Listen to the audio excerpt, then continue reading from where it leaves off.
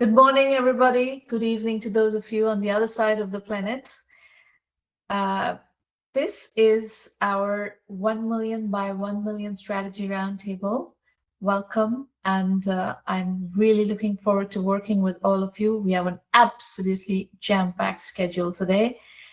1Mby1M, as you know, is the first and only global virtual accelerator for technology startups. Our mission is to help 1 million entrepreneurs reach $1 million and beyond in annual revenue. In support of that mission, we do these free mentoring roundtables week after week, month after month, year after year. This is the 724th session. Every single roundtable recording is available on our YouTube channel.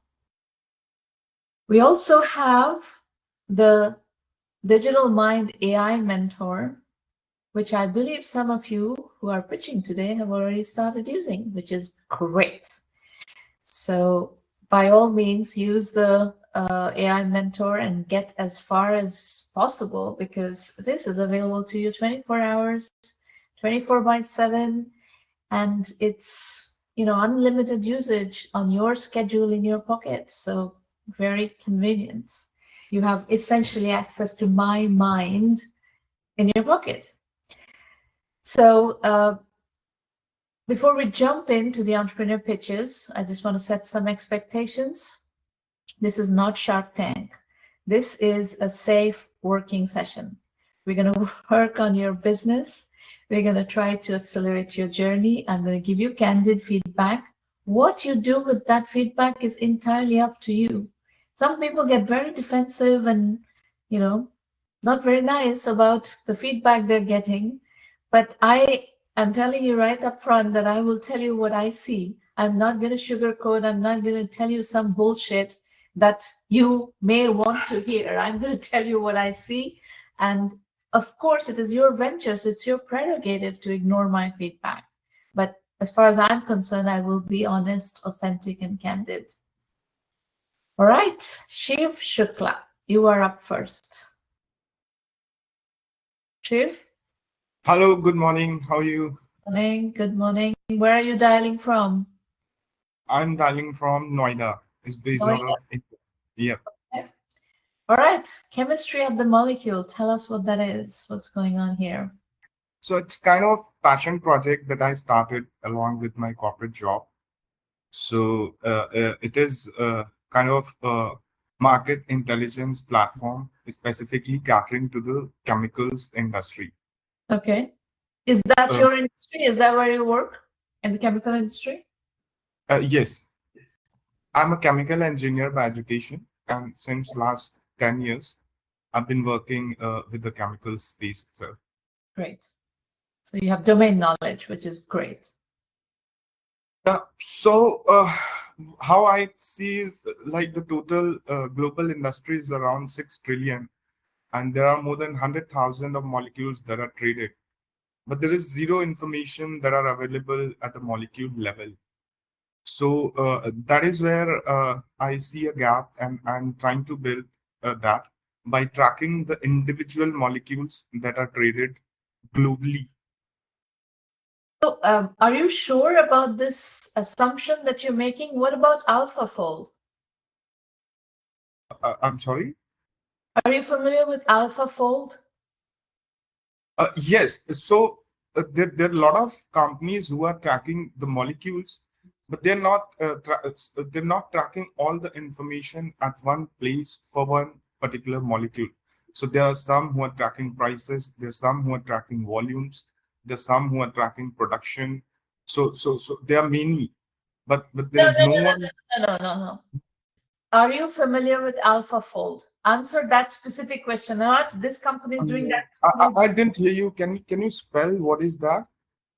So you don't know what AlphaFold is? No, maybe.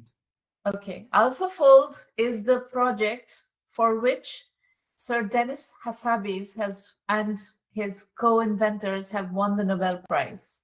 It is Google's artificial intelligence database of molecules, and it's one of the most important projects in the world of chemistry, and so you cannot. I don't know exactly what that has, because it is not something that I've looked deeply into. But if you want to do this business on this premise, you should first and foremost understand deeply what AlphaFold does, and whether beyond that there is still opportunity for you to do another business. AlphaFold is so far ahead of everything else in the industry at this point, and they're making such immense contribution in discovering new molecules and so on and so forth. You have to understand AlphaFold very deeply before you do anything in this field. Okay? Okay. So it's AlphaFold. You got that? It's alpha, then fold. That's FOLD, right? That's correct. AlphaFold. So look up. Okay, got it. So that's kind of, I believe that's kind of scientific database. You don't have to believe anything. You just go research. You can tell me right now, based on your slides, what you're trying to do. But So as that's what I'm a saying. homework after this session, you need to study AlphaFold very deeply. Yeah. So that's what. So there are a lot of information that are available in terms of commercial information, in terms of market intelligence around chemicals. So for instance, there is S&P, there are McKinsey, then there are companies like Markets and Markets, and there are several others. So they share market intelligence around the specific categories like specialty chemicals or the battery materials. But the businesses and the factories are being built at the molecular level. So there is no such platform wherein market intelligence is available at the molecular level. So that is where I'm trying to gather the information around. I do think that statement is false because of AlphaFold. But so your first order of business is to do very thorough competitive analysis, and I'm just a little bit surprised that AlphaFold has not come up in your competitive research. Have you done competitive analysis at all? AlphaFold is not in the competitive space because that is kind of a scientific intelligence that they deliver to the chemicals industry. The one that I'm trying to build is the commercial intelligence around the molecules. Okay, well, in any case, keep going with your presentation. Yeah, so this is about this is about the community size, like the global KPU industry. So that is around 70 billion. So out of that, again, 70 billion is not the bottom-up TAM. If you want to do market sizing for any business, and this I'm now talking not just to Shiv, I'm talking to every one of you, you have to do bottom-up market sizing, bottom-up TAM analysis. $70 billion is not your bottom-up TAM. It cannot be. What you're doing is top-down TAM, and top-down TAM is irrelevant. I don't want to spend 1 minute on a top-down TAM analysis. It's a complete wastage of my time. So keep going.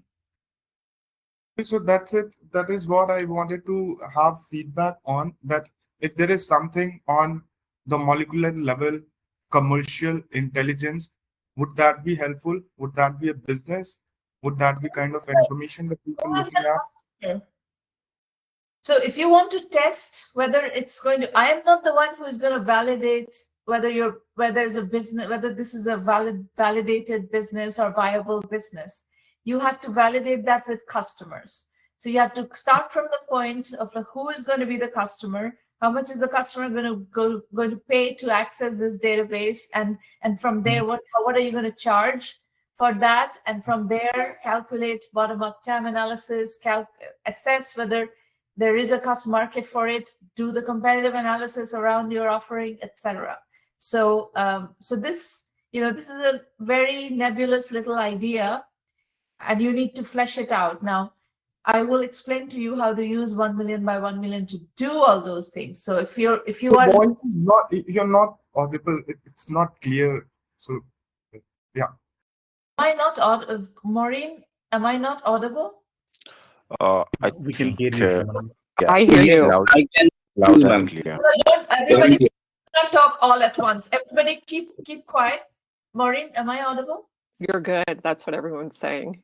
Okay, so it is not a problem on my end. It is a problem on your end. So Shiv, listen to the recording afterwards and pick up my feedback from the recording. Okay, the recording will be published and you will be able to pick up the feedback from the recording. So my sense is that you need to learn how to do all these things, like how to do positioning, how to do validation, how to do, how to talk to customers, how to do bottom-up TAM analysis. And that is something you can learn from 1 million by 1 million. We have a full curriculum to teach you all that.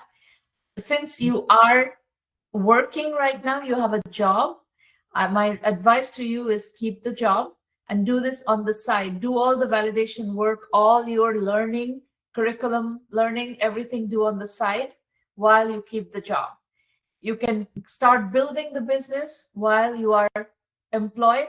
We call this bootstrapping with a paycheck. And I strongly support bootstrapping with a paycheck. And especially nowadays in this era of, extensive layoffs, I recommend that people do bootstrapping with a paycheck and start validating a business and building a business on the side so that you have kind of what we call a career lifeboat. So there is going to be tremendous amount of disruption in the market, and bootstrapping with a paycheck is an excellent strategy to hedge against all that and start building your business. So I'm very happy to see that you are doing that, Shiv. And there's a very specific methodology of how to put one foot before the other in a situation like yours. We teach that methodology. I suggest you subscribe to 1 million by 1 million. I will explain more about that later on in the program and start learning what you need to learn. Okay? Good, thank you. All right. Saurabh Singh, you are up next. Hey, Sramana, thank you for giving me an opportunity to be part of this roundtable. And I'm from, okay, the city is wrong actually. I'm from Singapore actually. And yeah. Okay, all right. So what we built, this is about the authentication layer on the product, which none of the product in India, or I would say more than 90% of product does not have. So that problem we solved using the cyber security principles, which I I will not say none of the companies did, but yeah, in India, no one is providing that.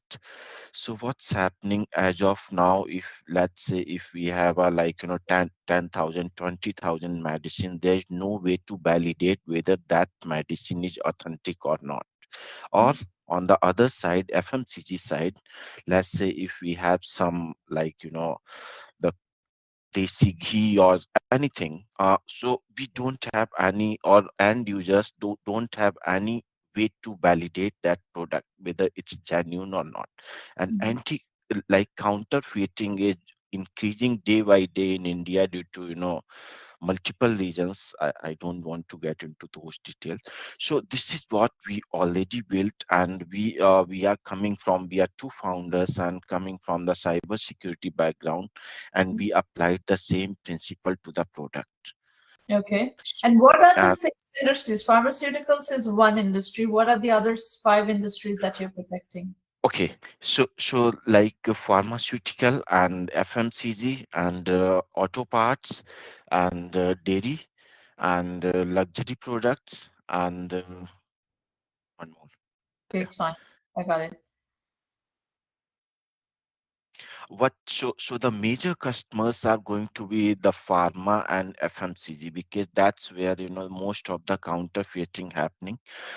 It's not like other industries are very much safe, because in Asian countries, it's the counterfeiting problem is very, very severe, I would say, and it's increasing day by day. So, yeah, please. Keep going. Okay.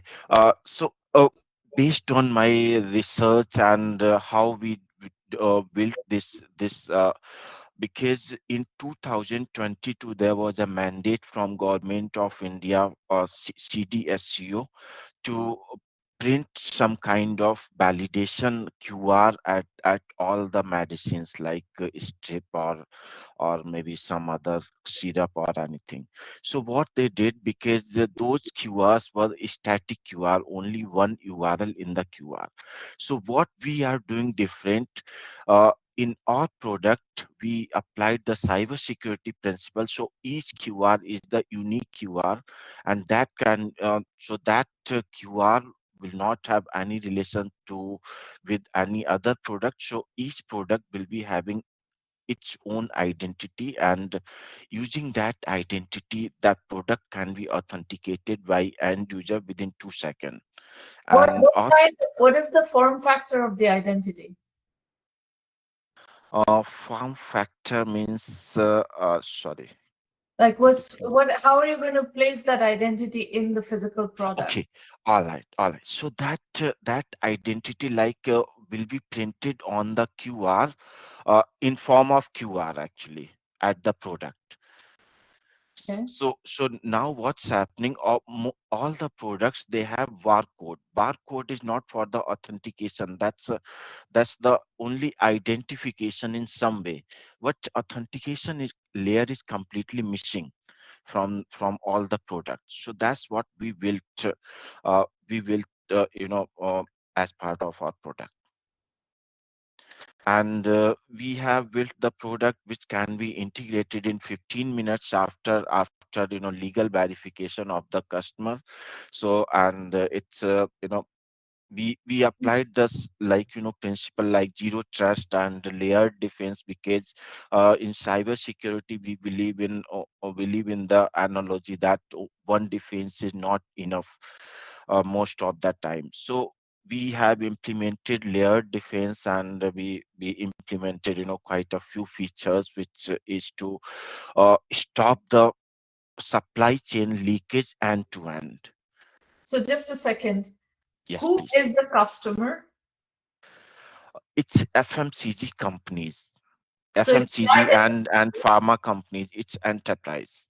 it's enterprise. So you are selling to the, let's say, pharma, but how are you going to manage the entire supply chain? Is there like the entire supply chain, all the pharmacies are also going to be using this product?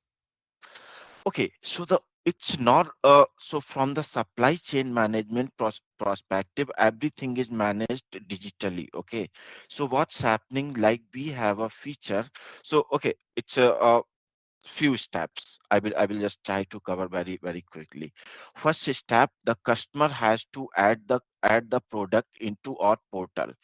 That's the live portal and in production actually.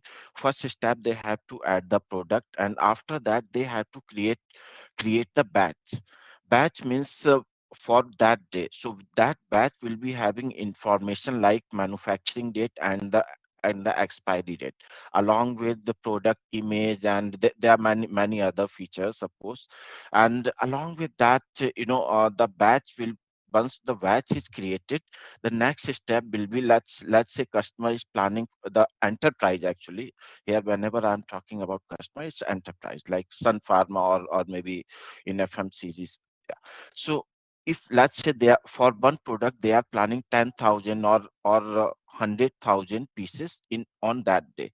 So what they are going to do, they are going to create a batch for 10,000 QR. So what our solution will do, or system platform will do, our platform will generate 10,000 unique QRs, and those QRs will go to the printer.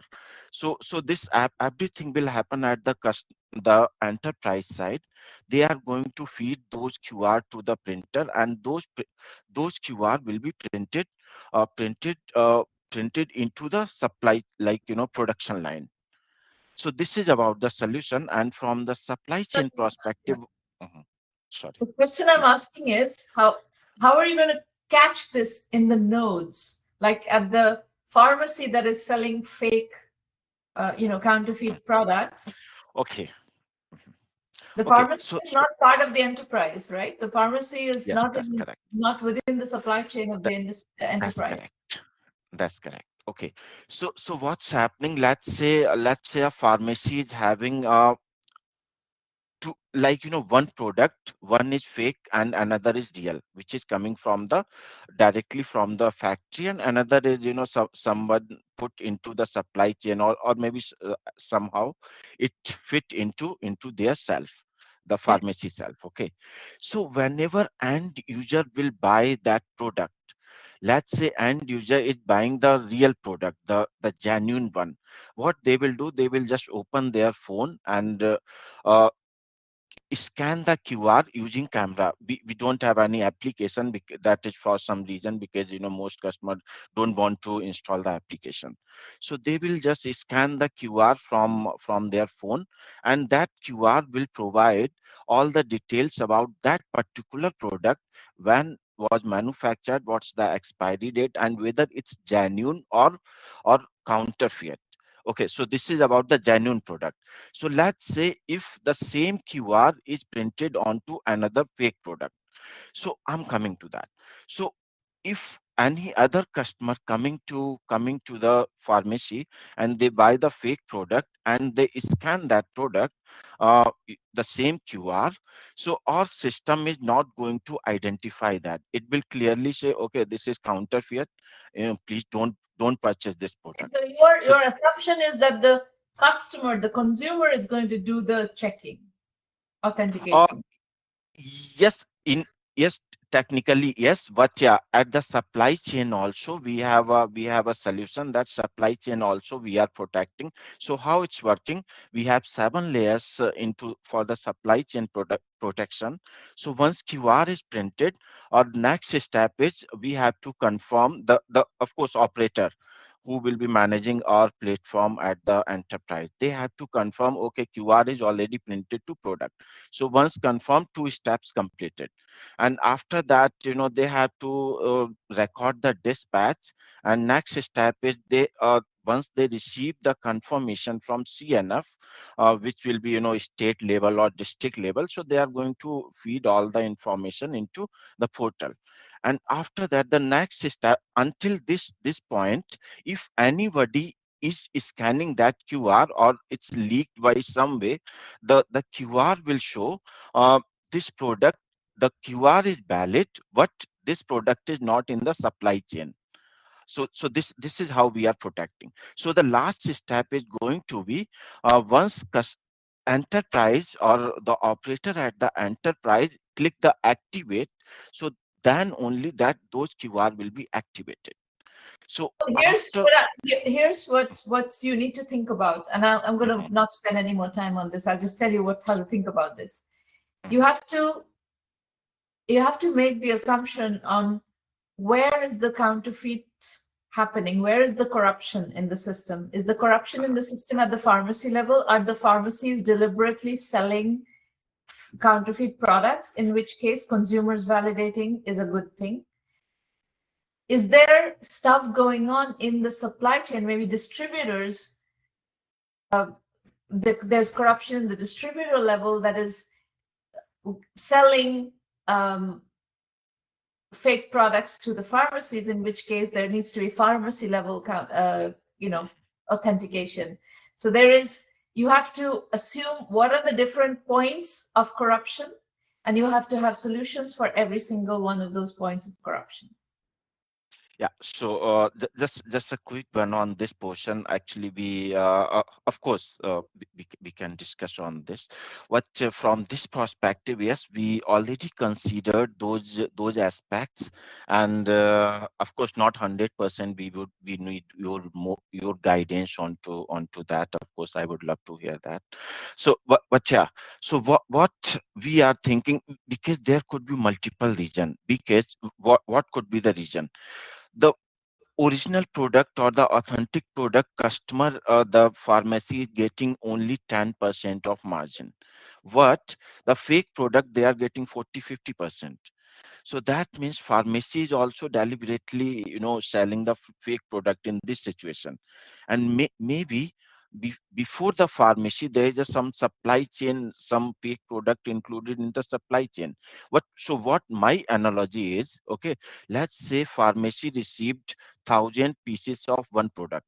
Okay, so what they are going to do out of those 1,000 pieces, they will just randomly, of course this need education from the brand itself. They are just going to randomly scan some of the like 2 or 3 products, and they will, okay, so all looks good, three all validated, so they are going to put those product into their shelf.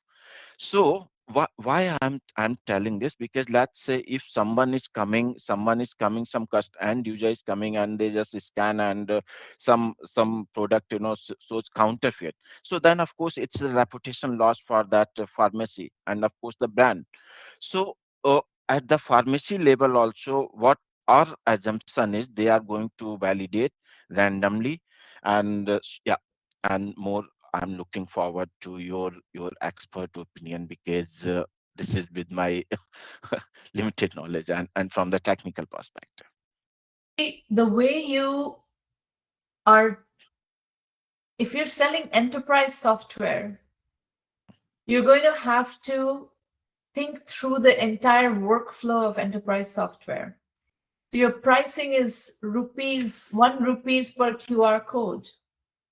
Okay, the pharmaceutical company or the FMCG company puts the QR code and pays you 1 rupees per code, but then the usage is not happening at the pharmaceutical company level or the FMCG level. It's going to happen elsewhere. And so that workflow of how are people going to start using this product is something that you have to think through. If pharmacy puts something like this on, but nobody uses it, then it's not going to do anything. Yeah, of course. So this is something, education is needed from the brand side, because they have to put something to validate the authenticity, scan this QR or something like that. So those kind of things, because from my personal experience in India, earlier we were buying some other ghee product or something, okay, but now Patanjali is the brand who started putting some kind of sticker, or it's of course it's a bit complicated from the anti-counterfeiting perspective, but yeah, at least they have some kind of authentication at the product. So after that, sticker, we stopped buying other brands, so now we are buying all Patanjali. So what customer validation have you done? Have you actually talked to pharmaceutical companies or FMCG companies that are your Yes. potential customers? Yes, quite a few. Actually, we had a demo with the pharma companies and the FMCG companies, and of course, for the next steps, we are just looking for some mentorship of how we should approach. Because since we are from the technical background, so we don't know those marketing. We are not expert in marketing and sales. So yeah. Okay, got it. All right, so we can teach you some of that stuff that you need to do next steps. And so hold on, I'll explain how to use 1M by 1M. I think the idea is interesting.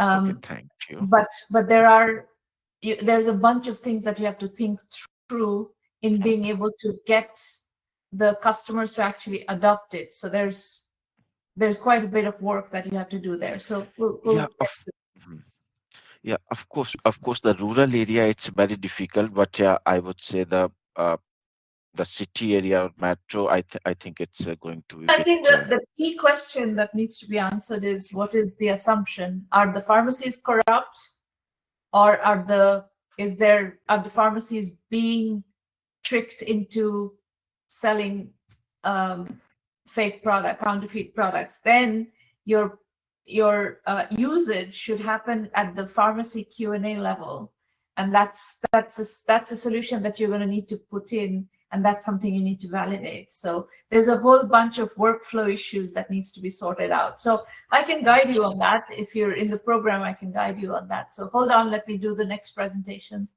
Okay, Next two presentations. thank you very much. You're welcome. Hello, Sramana. Good evening, good morning. Good evening. Good evening for me and good morning to you.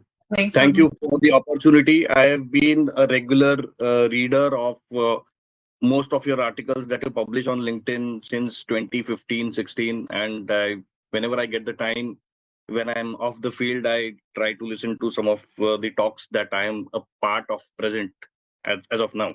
So to give you an answer in one word, what is LoopNote? LoopNote is nothing but the analytics of user intent. Now, if you just move to the next slide, I'll just quickly tell you about me. I'm Chaitanya. I have been an electrical engineer for the entire 17 years of my career. And I have worked with some of the major behemoths, that's Siemens, Rockwell Automation, Schneider Electric as of now, presently. And I have basically been a part of marketing as well as sales. So that's what I do every day. And as AI progressed, I was... Sorry? You're working for Schneider right now? Yeah, I am working for Schneider as of now. Okay. Yes. So when the AI was catching up, I decided that let me launch something of my own. So I launched something like software.com. This is my first project which I launched. And it is actually a temporary email platform, just like temp mail. I wanted to see that whether I can build something. I did build it. And when I installed Google Analytics and everything, I identified that a lot of people came to the site, used it, and they were just going off. I couldn't understand why. So when I was brainstorming, thinking more about how do I resolve this, then I got the idea for LoopNote, and I built LoopNote based on the basics of digital electronics and some of the user intents that they generally show when anybody is using a website. Now, just to give you a perspective, this particular product was built entirely in 3 working days using anti-gravity IDE and feedbacks from Claude. So documentation on one side, code on the other. This was done in just 3 working days, and quite a lot of validation from a lot of people in Reddit subforums, a lot of discussions on indie hackers, which gave me a full information as to that such a product is having a demand in the market, and none of the competitors, that is, for example, Hotjar, then we have Qualru, then we have MS Clarity, which is a free tool, by the way. They all are offering one and the same offer, that is, whenever a user comes to the site, it particularly records their screen, and it shows the particular site admin that how the user flows across the website. But the thing is, none of these analytic tools tell the site admin that what is the reason why the user has left their site. Maybe they have left from a blog post, maybe they have left from their pricing page or a purchase page. They are not able to understand. So that is where LoopNote comes into play. So can you just go to the next slide? Yeah, so this was what I talked about. More than 50% to 90% of users who come on any website end up leaving it because there is either confusion, there is confusion, there is no clear motivation for the user to proceed using that website, or there may be other reasons as well. So as I said earlier, analytics show what is happening, but they don't tell the site admin what is happening. So if we look at this from a buying perspective, let's say Shopify, we have Amazon, we have eBay, we have Etsy. So if you look at that, around $4.6 trillion worth of carts are abandoned worldwide. This is based on the Bloomberg survey that was done in 2017. This number would be absolutely greater as of now. So what does LoopNote do? LoopNote does is that it can identify 20 plus signals of a user when it visits any particular website which has LoopNote installed on it. Then what we have is a neural logic engine, which is actually doing a reverse calculation in the background based on digital electronics as to which customer is to be presented one particular question only. Because if you are aware of Typeform and Tally, for example, these are all great platforms where where you have, I can say, a function for having some of the surveys taken. Now, these surveys either are before an activity or after an activity. So there was one particular study that was published by Certificate. Certificate is also one of the players in the analytics market. What they had published was around 1.5 to 2% is the actual feedback percentage whenever there is a widget that is sitting on any website. So for every 1,000 visitors on the site, there will be only around 15 to 20 people who would actually go ahead and give a feedback. Now, when we are trying to flip this script over here, what we are trying to do is we are trying to capture the user's attention whenever they are exhibiting certain, I can say certain, they are exhibiting certain exit characters of the website. For example, if a particular user has went to a website and he has went to the pricing page, had a look at the pricing, but he has not clicked on the CTA, then he will be asked one particular question. That is what you see over here. That is what's holding you back from trying. Now, this is one thing that actually gives the site admin context as to this was what a user had been on the site. And if that particular visitor, when he wanted to leave, the widget will pop up a question which is only for that one particular intent. And actually what happens is whenever you are increasing the number of questions in a feedback, the particular intent for any user to give feedback on that drops by around 40 to 50%. So it's just one question and one question only, which was targeted at that intent. So only when we have around 5 to 10 odd feedbacks for a particular website, the backend calculates what all were the triggers that were a part of that user intent, and then based on that, it publishes a report which can help the site admin to make changes in the website itself. Next So slide, please. I hear you. Here's something that I need to understand. Yeah. When are you asking the question? Because if somebody has already left the website, exited the website, you don't have a chance to ask any question. Yeah, I figured you would ask this question. See, what happens is whenever there is a scroll, whenever I am reading, let's say, for example, I'm reading a blog and I read the blog for around 60% of the time, right? Then after reading it for 60% of the blog page, I wait for around 5, 10 or 15 seconds. Or after 15 seconds of inactivity, the trigger automatically is given by the feedback loop which is present on the website itself. And at that critical time only, it will ask the question. Have you tested this? Is this working on some Yes. sites? Yeah. Yes, ma'am. It is running on my both of my sites, that is software.com and on LoopNote.tech itself. And but what about neutral sites? What about actual businesses that you would like to sell to? Have you tested on customers? Ma'am, actually, what I was trying to do is I was talking to a lot of founders on Reddit and subreddits about everybody is facing that one particular question that they are unable to identify the leaks that are happening from their websites. Why customers are just leaving in spite of the offer being that good. So when I discussed this with them, and I got a feedback that yes, such a kind of an intent-based tool would be actually a good addition. So what about those same people who are giving you that feedback, going back to them and asking them to use your product? Yeah, ma'am. Actually, I don't have that in my slide.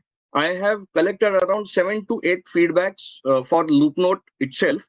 And I was about to show that to you also, but I don't know, I missed out that completely when I was making these slides. I could have been able to show you that. Even anybody, Maureen maybe can go on the side, go to LoopNote and do something fishy, like move your mouse like crazy, and it will show you one particular pop-up. My question, try to understand my question. My question is, are there actual customers in the loop or not? No, not now. I am actually in the verge of looking forward to have more users on board. Okay. As of now, I don't have any paying users, ma'am.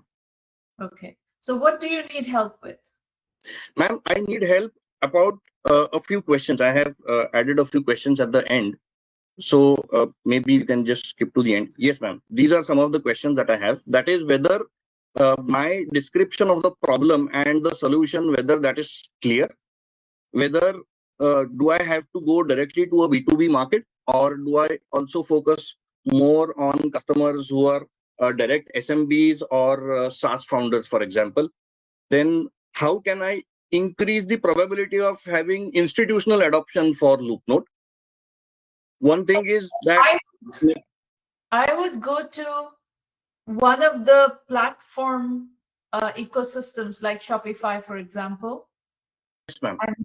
and sell into that ecosystem and sell through their, make this like a Shopify plugin or Shopify ecosystem product, and get the Shopify ecosystem to adopt it and get feedback so that you can and use their marketplace to sell the product. That's what I would do.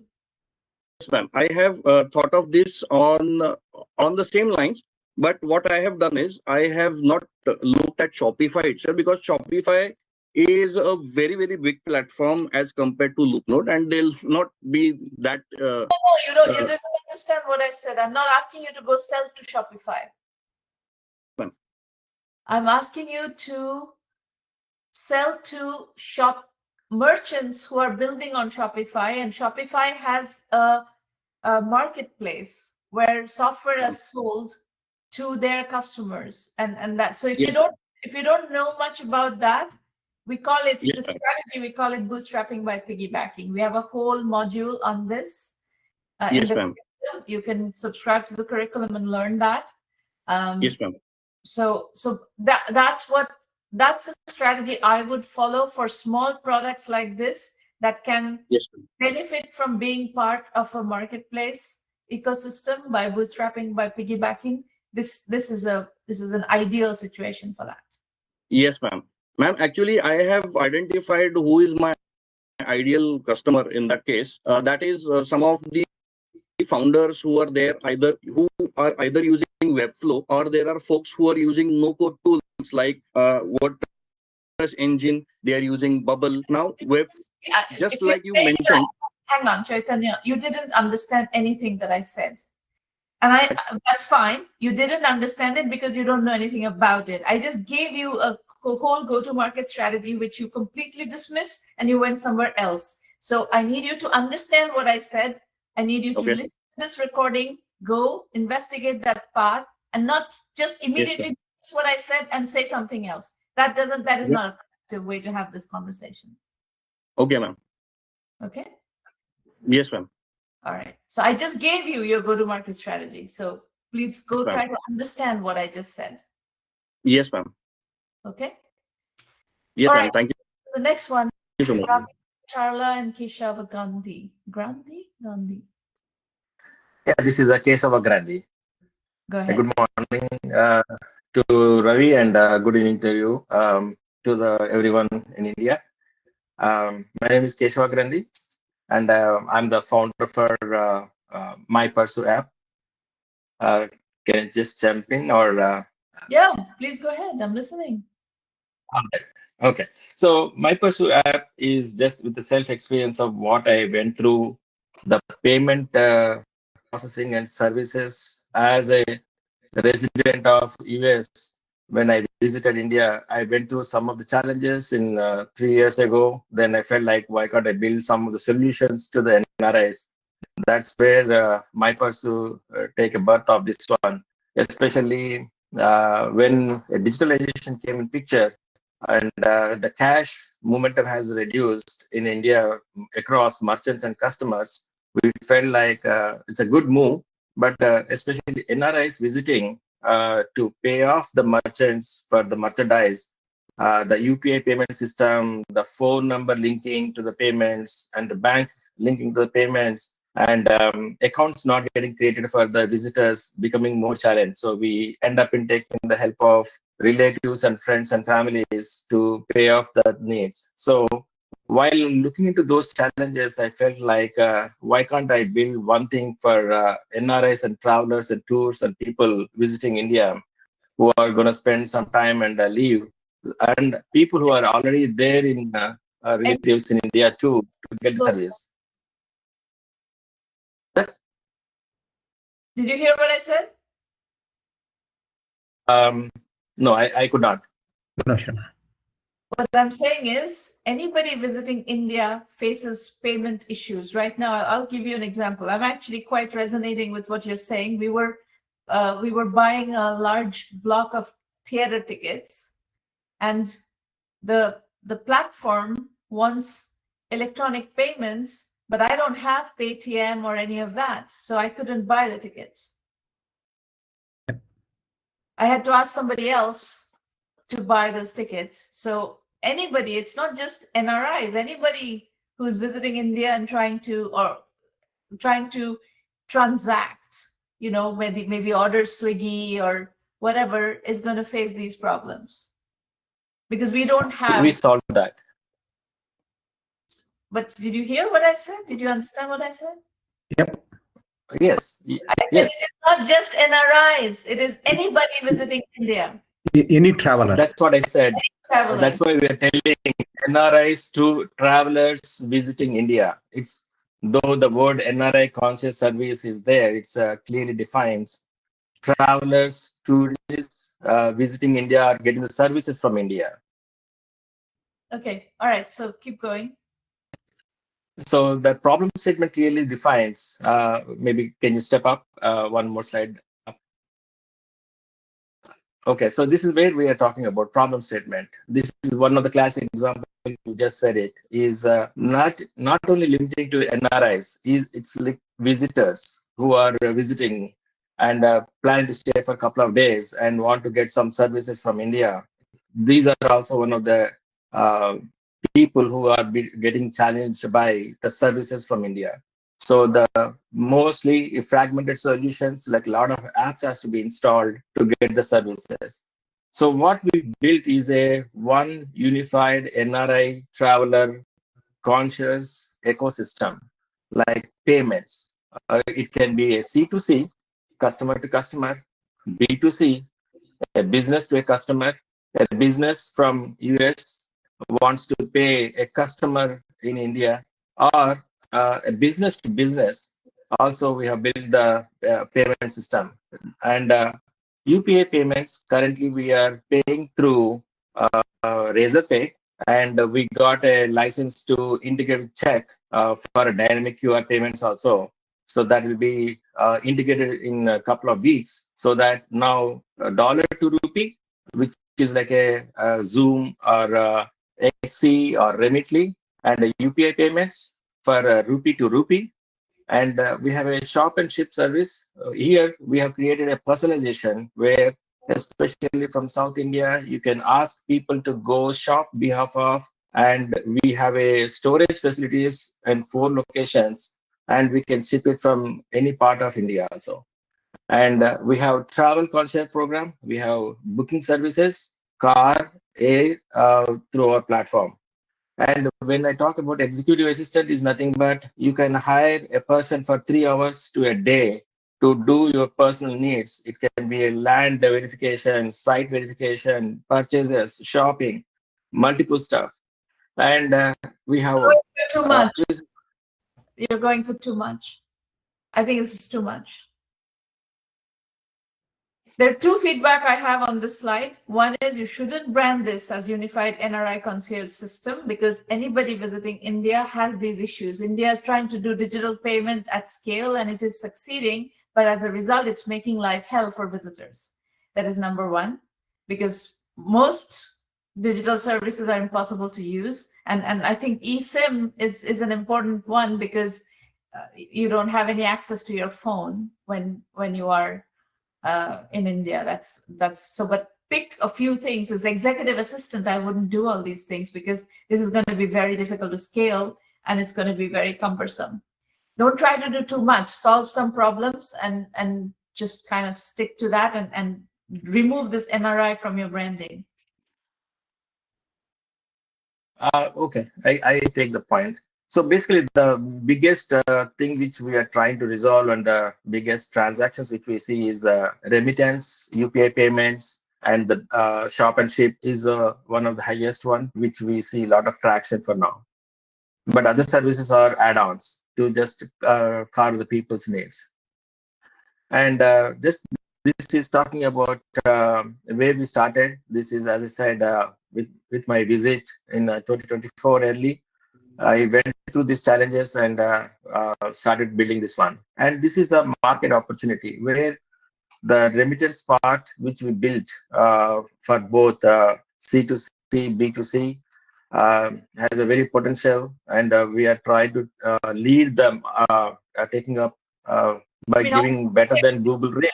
This is a very bad presentation. If you're starting to throw elder care in there and what is like kitchen sink, throwing the kitchen sink, I wouldn't do a business like this. You have to be very precise on what you do and really narrow things down to solving problems and problems that can be, what is your business model? How do you make money? Multiple streams. So insurance partners, we are a partnership with them. We have transaction fees, we have subscription plans, and travel commissions, and the spreads happening on the remittance. Subscription plans. What is the subscription plan? So if any traveler who is planning to visit India, so if they want to load a rupee amount for their expenses, so they can take a subscription plan, which we built right now, is a standard subscription. So these services, depending upon their subscription, they can be enabled to larger extent. I don't understand. The subscription plan is something is, if I am visiting India, if I want to spend 10,000 rupees versus 50,000 rupees. So right now we are not charging any subscription, but eventually we'll be doing a subscription plan where we have three standards. Okay. Basic, standard, and premium. So in the basic, we will be allowing the users to get only the UPI payment system, and we will be allowing them shop and ship, and the rest of the services may not be visible for them. For premium, they have the insurance, travel companion, and they have a personal assistant for the NRIs visiting, or the tourists visiting India will be taking the assistance. So they will be a person who will be helping them if they need any helping hand. So Okay. that's all goes with the subscription model. So I'll tell you, I think you have something useful here. I don't know what the competitive landscape is. Are there competitors who are offering this kind of stuff? So everyone has their own limitations, right? Like Remitly, we are competitor to Remitly. We are a competitor to Zoom and XE, who are sending money from US to India, but they don't have any other services. Like we just gave a comment. Remittance is not an issue. Remittance, there is lots of solutions for remittance, starting from Western Union to whatever. There are tons of ways you can remit money. That is not an issue. No one can beat what we are paying. That it's always a comparable component. Is if I'm sending money right now from US to India, the Western Union may be giving 93 rupees per $1, and today we are giving 94.6, almost a Google rate plus 30 base points extra to compete with other competitors. So I believe like we are in the top three line who are giving the highest remittance rewards for the dollar exchange. Okay. There is also trust issues that you're going to run into. Correct. On this is, you know, So people sorry. We are backed by a bank, Cross River Bank, and it is a FDIC insured. And now the platform is ready right now. So it's all about how we should take this platform to the public and how to make it more publicized. Is what is the biggest. As somebody who is a potential customer of your product, I think the most useful thing is if you can give people an ability to navigate India's digital infrastructure, digital payment infrastructure, because the minute I land in India, I'm locked out of all of that because I do not have Paytm and I do not have all the digital, UPI, et cetera, et cetera. So that's number one. Number two is changing money. That is, everybody needs cash. When you're operating in India, and any visitor operating in India needs cash. That changing money is something that people need when they're traveling. And there's another one, which is when I'm not in a Wi-Fi connected zone, or when I haven't gotten access to my dongle. For instance, in India, dongles are very big, right? What I do when I go to India is I get a dongle as the connectivity tool. But until I get to the dongle, I'm out of range. So I have to activate my Verizon or AT&T account, pay $10 to activate that, and that's how I get contact, get connectivity. So, I think you're trying to do too much is my general feedback. I think there is a problem to be solved here, which is, the primary problem to be solved here is how to help travelers navigate the digital payment infrastructure in India. And because travelers, NRIs, and regular foreigners, everybody is locked out of that digital payment infrastructure the minute they get to India. And as a result, it makes it very difficult to transact because India is pushing digital payments so hard right now. And if you solve that problem, if you have something there, you're trying to do too many things, in my opinion. And it's not clear to me how you're going to make money. So I can answer that question, but that is where the big first slide of our clearly says fragmented solution. When you talk about only UPI, you stick to one part. What about you are shopping something and you want to ship due to the limitation of the airlines not allowing you to ship or send large parcels or suitcases back to USA, or it can be to the rest of the world. They need a source of mechanism to packaging and shipping. Okay, so that comes into the picture. And the other biggest thing is elder care. I have seen many people around me in California or in my sector of the people who want their parents to be taken care, and they have a challenge of money payments of the services, right? I understand these are all problems, but you as one company shouldn't be solving all of these problems, trying to solve all of these problems in one go. You should solve one problem. Otherwise, you're not going to be able to build a business. In my opinion, you're not going to be able to build a business if you bite too much that you cannot chew. That is the situation that you're going to run into. That is my feedback. You take it or leave it. I take it. I take it. Okay, don't worry. Okay, so don't say leave it. It's when we came here to take your advice, we'll take it. Okay, so I'm not going to be a rice vendor. I want to be a wholesaler, and I want to be a marketplace for the competitions to be served. So that is my roadmap for next 1 or 2 years. So any services which are it should be a marketplace, and that's my goal. So maybe I put so many things, probably we should cut it down. Marketplaces are not easy to build. Marketplaces are not It's already built. It's already built. People are using 11,500 users are there in the platform, and they are able to perform the transactions. Okay, so we are that is a minuscule number. It is not going to be easy to scale, and that's, as I said, take it or leave it. I don't buy into this trying to bite too much more than you can chew. I don't buy into this way of doing business, period.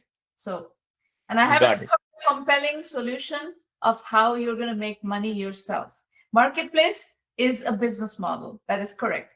Marketplace commissions is a business model, but the solving the core problem of this, how to solve the UPI problem, what is the pricing on that? I haven't heard yet. So please think about it, and how you're going to, if that's your primary business, how are you going to make money of that business? Needs to be figured out.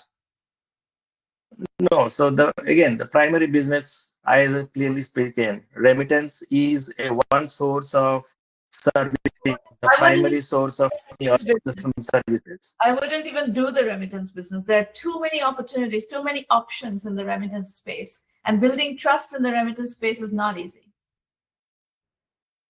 Correct, I agree. I'm just saying that is the one source of pulling the people into the platform. If I say that, hey, I have UPI, that itself may not solve the user's needs. That's where we build the services around the payment system, wherever the dollar to rupee, rupee to rupee is there.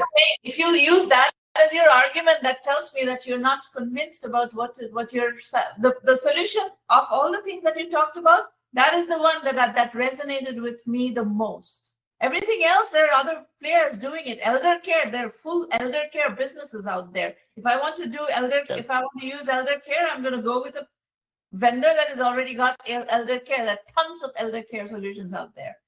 If I want to do remittance, I'm going to do it with a trusted provider. The UPI one, this interfacing with India's digital payment infrastructure, there's no solution. That is a complete unsolved problem. And that is the one that resonates the most with me. The rest, there are plenty of maybe I have to make it clearer. So there are so many elder care solutions which you are really pointing out. They have a lot of challenges of receiving funds from across the globe. It can be from a UK, Britain pounds to rupee, US dollar to rupee. We are solving the payment solution for the services. Okay, so the services people can use our platform to pay off their needs. For any of those things, we are the solution for the payments and the remittances. So again, if you are, what is the primary value proposition? Remitting money to elder care providers. If that's the problem you're trying to solve, there are remittance solutions. People have remittance solutions. Can you give me one example of remittance solutions? Let's assume elder care, I'm taking Anvaya solution from Delhi. I don't need I want to pay, right? I don't need I am the solution for it. I am the solution for the payment gateway for the Anvaya's elder care payments. They don't need to run behind multiple payment solutions. One gateway is what they want to trust and build on. You are the problem that you're not understanding is that as a consumer, I don't need somebody that is a specific elder care solution for remittance. I just used a remittance solution and I send money to my elder care provider or whatever provider.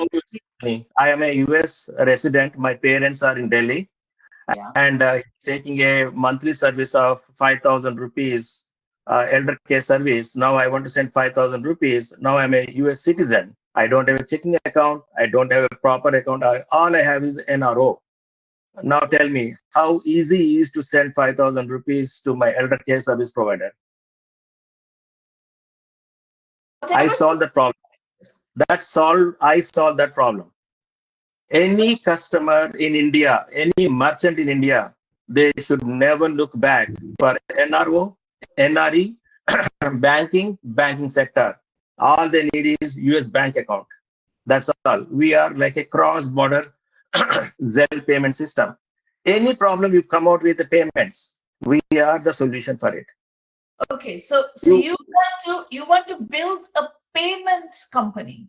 If I understand this presentation, you want to build a payment company.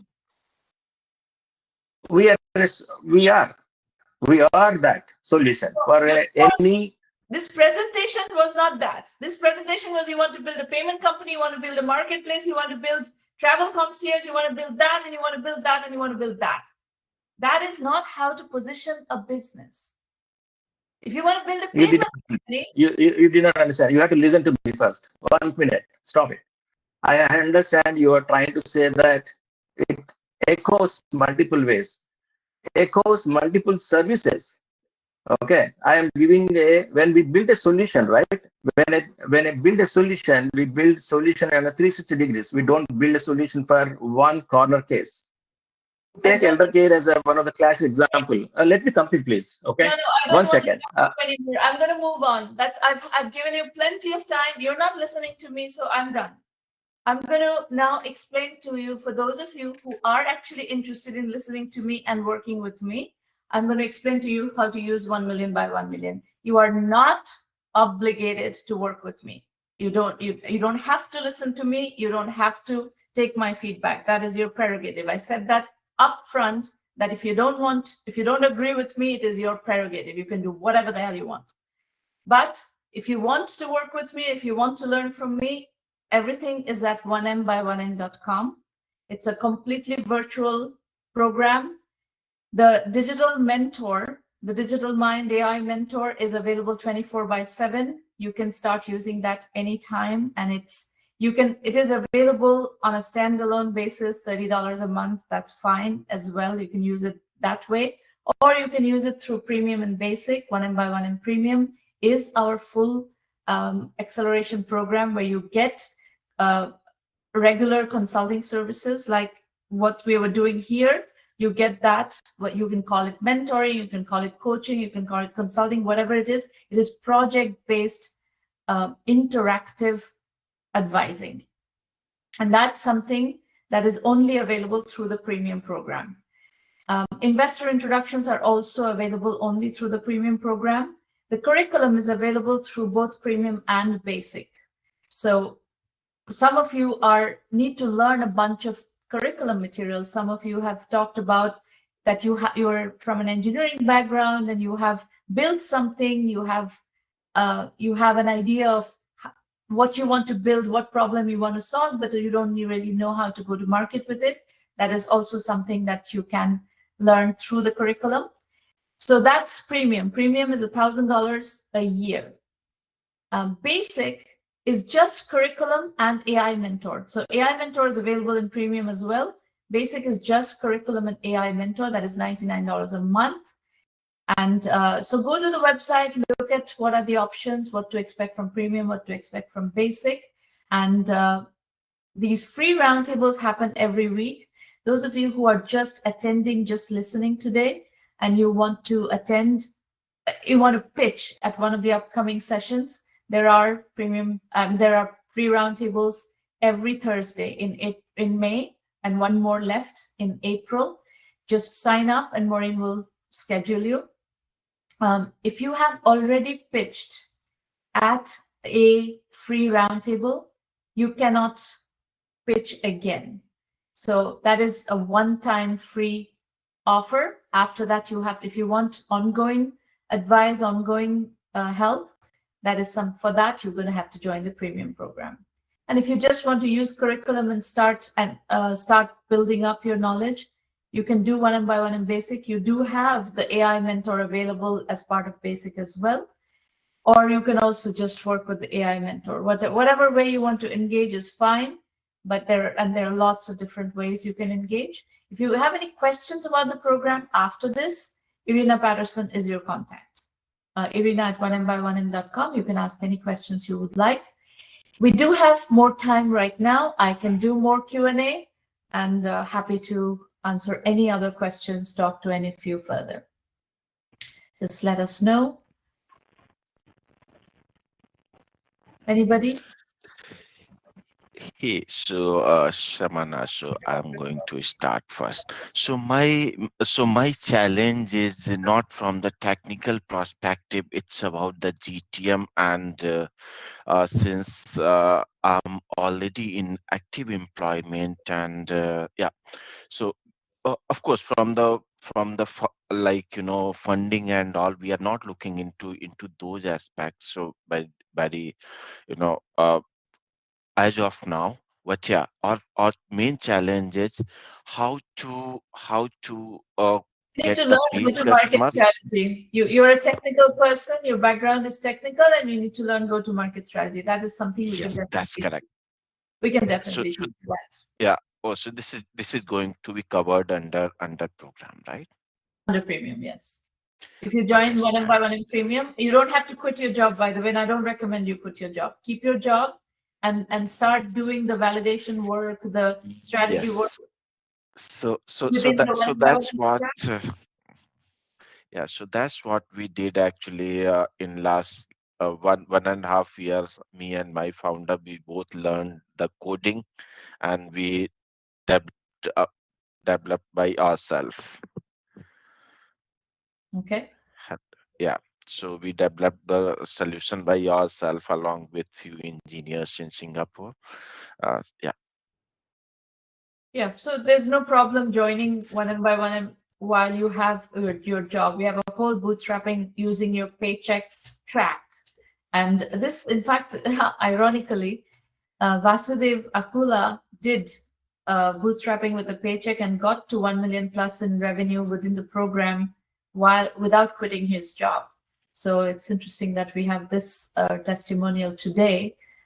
We shuffle around the testimonials, but it's actually interesting that Vasu Akula is a bootstrapping with a paycheck success story. Okay. All right. Thank you. Thank you very much for your insights. Okay. Anybody else? Any other questions? Manoj, speak Yeah, up. hi. Am I audible? Yes, can hear you. Yeah, glad to participate after a couple of years now. Glad to see the same energy around. I am based in Switzerland, and with the explosion of AI, I don't know if this is the right forum to ask this question, but I need advice to find the right partner to work with. I have built myself, I'm a software engineer. I work in the embedded space. Now with AI, I have gone full stack. I know how to augment AI in the solutions. But what I'm struggling at the moment is because I would at some point need to go out for funding. All the VCs or the early investors, they look for teams, and I know I can build the whole end-to-end solution alone, but these days I need people just who are window shopping. Like you suggest, keep the paycheck and try to build something on the side. And I'm in a situation where I lost my job after a burnout, and I'm building it full time, and I've failed to find people who are serious. Any advice on that? Yes, we are big believers in solo entrepreneurs. So 1M is probably one of the very few accelerators that supports solo entrepreneurs. But funding without validating a business for solo entrepreneurs is not an option. So just be aware of that, that to get a company funded, you're going to have to build to customers. You have to, so we emphasize usually bootstrapping and customer revenue and so forth. So since I don't know what your business is, it's hard for me to advise you on how to move forward. But if you want to join the program, I'll be happy to help you with that. Yes, I would probably at some point. So just to give you a hint, I have multiple projects, but one of them is like cursor for hardware, right? Don't So do multiple projects. You can, it's hard enough to do one thing. Okay. Yeah, This argument I just had with Kesava Grandhi is exactly what you should not be doing. It is, if you can't, it's hard enough to build one business. And if you try to do multiple projects or try to do multiple things within the same business, the chances of failure is very high. So please. Exactly. I know that. I got the advice that 2 is 1 too many to work on. But at the moment, I'm just testing waters to see what I get traction with. So I try to post articles on different forums like LinkedIn or X and try to see where the response comes from. And I know out of 5 that I try to build, I have response from 2, and I will shortlist one of them to go after. But the thing is, I'm glad to know that you support solo founders, but it's really hard to find such people who support solo founders, because in Switzerland, they ask for a team of 5. So that there is redundancy in the... Solo founders are having difficulty getting support from accelerators all over the world. As I said, we are one of the very few accelerators that actually explicitly support solo founders. And we do. Mm-hmm. Okay. Anybody else? We'll stay in touch. Thank you. Anybody else? All right, folks, I don't see any other hand up. So good luck with everything and keep making lots of progress and hope you succeed. Take care. Bye-bye. Okay, thank you very much, Sramana. Thank you very much. Someone, I had one announcement to make actually. Can I make it? Announcement. What kind of Yes. announcement? I would like all the listeners, whoever they are, I would like to appeal to them if they find LoopNote useful, maybe they can try and use it on their website if it helps them. Okay, There is a that's not free the tier kind of, available. that's not the kind of announcement we permit here. So Okay, ma'am. Thank you. bye.